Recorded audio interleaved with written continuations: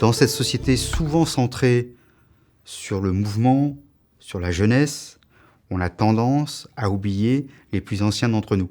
Et on a tendance à oublier le temps qui passe. Et donc, une des marques, je crois, de la Fondation, un des marqueurs des enjeux pour réussir la société de la longévité, c'est justement de pouvoir écouter, dialoguer avec tout le monde, y compris avec les plus âgés.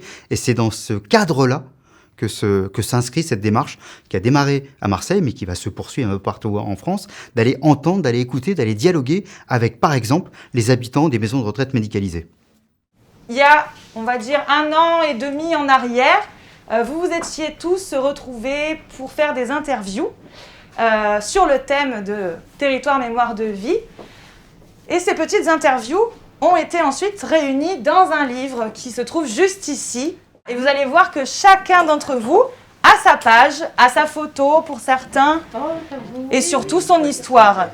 Derrière tout ça, c'est la question majeure de la transmission. On vit à différentes générations, mais ça n'a aucun intérêt si les générations les plus anciennes ne transmettent pas quelque chose aux générations les plus jeunes. Toute l'expérience vécue sur le terrain peut apporter, au point de vue éducation, beaucoup. On a besoin de s'ancrer dans un territoire. On s'ancre dans une histoire et on s'ancre dans un territoire. Je suis bordelais d'adoption et fier d'être bordelais. C'est une ville magnifique. Puis en plus, on a un environnement exceptionnel.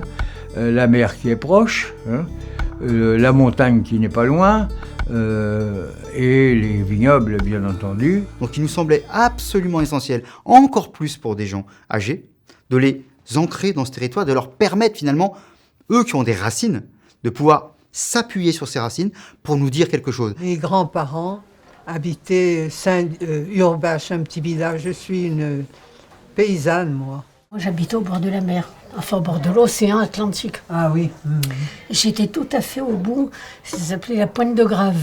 On prenait le bac, alors déjà d'être dans le bac, c'est les vacances. Ah oui, c'est sûr. C'était les vacances, on était heureux comme tout. Ah oui, d'accord. La transmission, c'est quand même au cœur de nos sociétés.